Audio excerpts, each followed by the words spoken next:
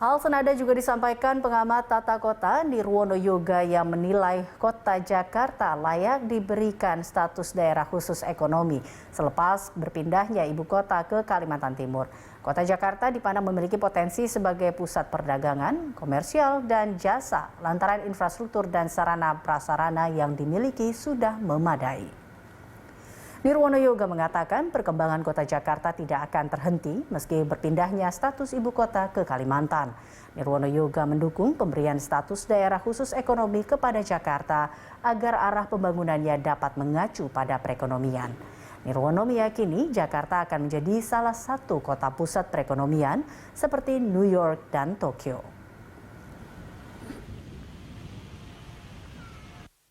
Ya, karena kalau daerah khusus tentu fungsinya lebih jelas, apalagi jelas disebutkan daerah khusus ekonomi, gitu kan? Maka fokus pembangunannya kan mengarah ke ekonomi, Mas, sebenarnya. Ya, semua tujuannya untuk menunjang kegiatan ekonomi. Nah, gitu, daripada umpamanya kalau kita pakai daerah istimewa, meskipun secara teknis sejarah kota Jakarta yang panjang istimewa, ya. Kalau kita bicara Jogja misalnya, kan salah satu utamanya kan Kota Jogja mempunyai sejarah panjang sebagai ibu kota Indonesia saat itu misalnya, ya, dengan kerajaan dan sebagainya, sehingga status disematkan menjadi daerah istimewa. Begitu juga dengan daerah istimewa Aceh juga punya sejarah panjang, gitu kan. Tetapi dalam konteks Jakarta ini meskipun juga punya sejarah panjang, akan lebih tepat ke depannya kalau dia menjadi daerah khusus, khususnya tentu ekonomi, ya. Karena fungsi perekonomian di Jakarta semuanya sudah ada, ya. Artinya dengan demikian akan memudahkan kepala daerah berikut juga, terutama apa?